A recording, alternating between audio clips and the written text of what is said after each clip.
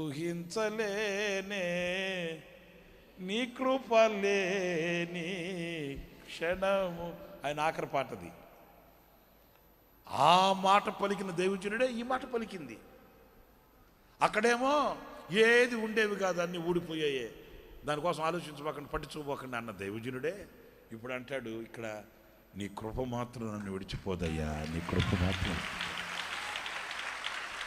నా శరీరంలో ఉన్న అవయవాలు ఒకవేళ నన్ను విడిచిపెట్టిపోవచ్చు, నా శరీరంలో ఉన్న బలం నన్ను విడిచిపెట్టిపోవచ్చు, లోకంలో దొరికే సంతోషం విడిచిపెట్టిపోవచ్చు, నాకు ఇష్టమైనవన్నీ నన్ను విడిచిపెట్టిపోవచ్చేమో, కానీ నీ కృపలేని క్షణాన్ని మాత్రం నేను తలంచలేనయ్యా, అది నన్ను విడిచిపెట్టిపోకూడదయ్యా.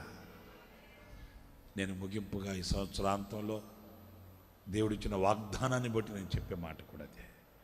ఏమి పోయినా పర్లేదు, ఏవి విడిచిపెట్టి వెళ్ళిపోయినా పర్లేదు. ఐశ్వర్యం విడిచిపెట్టిందా, వదులు.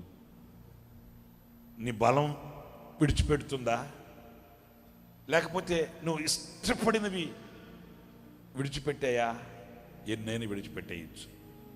కానీ నా దేవుడు చెప్పే వాగ్దానపూరితమైన మాట, నా కృప మాత్రం నిన్ను విడిచిపోతుంది. ఆ కృపను కాచుకోవడం మన వద్దు. హల్లెలూయా. ఆ కృప మీద ఆధారపడడం మన కర్తవ్యం.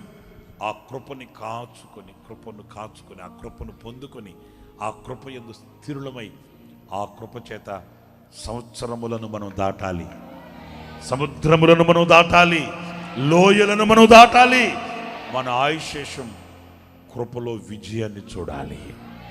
ఆమేన్.